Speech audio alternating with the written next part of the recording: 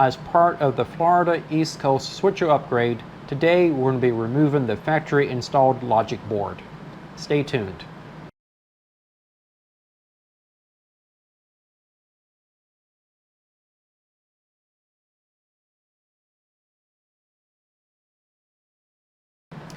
Hey, I'm Jamie, and today we're going to be replacing not replacing, but we're actually going to be removing the factory logic board that comes installed in the Proto 2000 SW1200 switchers. Really, there's not much to the logic board. All it does is really control the directional lighting. So what we're going to do is separate it out, the pickups and the motor, which is required to, that was one of the steps required to install DCC. So to get started, really all you need is a pair of tweezers. I prefer those to move the wires around, a flat blade screwdriver, and wire cutters. Some people prefer to go in and desolder the wires. I find that it's more of a pain than what it's actually really worth. It's better just to cut it flush with the circuit board. It gives you more lead room. But first we're going to start off with the wires here at the end. As you see, this particular one is blue and red. Come to think of it, I think they're kind of come in very similar colors, but for what it's worth, it's not better not to go into it. So this is pretty straightforward. What I'm going to do is move the wires around to kind of get them loosened up so I can get a flush cut, and I'm just going to come in with my wire clippers and cut this red wire as close as possible to the board. As you see, that makes that become loose, and I should be able to pull, depending on which one it is, straight up with it. But I'm going to repeat that on this other side as well. And again, I want to cut it flush with the board, and I'm going to do it over here also.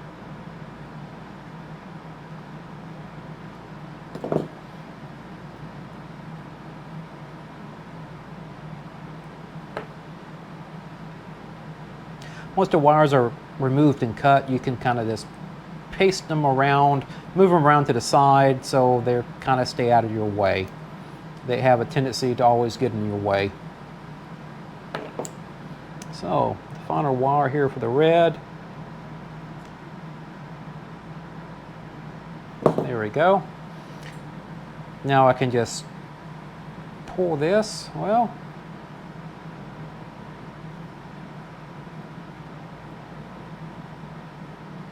once it's actually cut, there we go.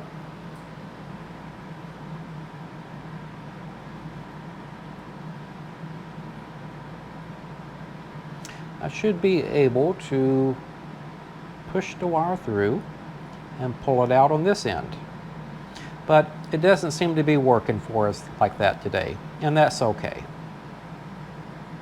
Sometimes these are somewhat easier than others. And I'm just going to repeat the process on the other side. Cutting the wire flush again with the circuit board. And there's a blue wire here in the middle, which goes to the pickup. And I'm going to repeat the process there as well. I'm just going to move it over so I can get my cutters in there.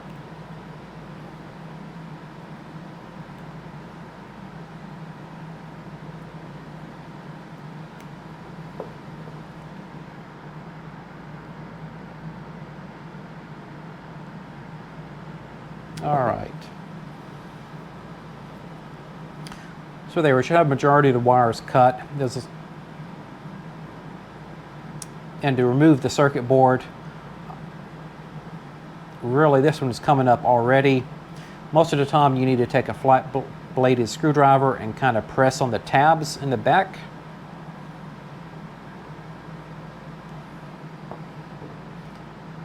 And once they're loosened up, the circuit board will pop right on forward.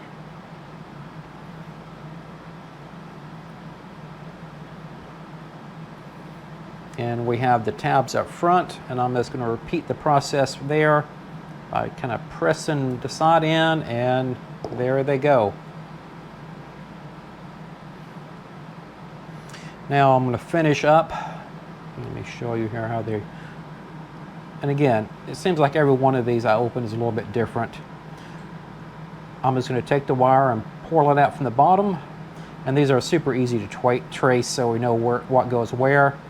And unravel that one, and repeat the same thing for the other wires.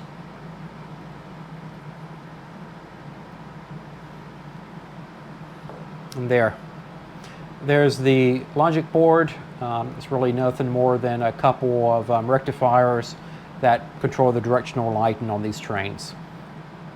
I can add that to my junk bin. And what we're left with, well, the pickup wires that go to the front, the pickup wires on the back, and they're color-coded the same.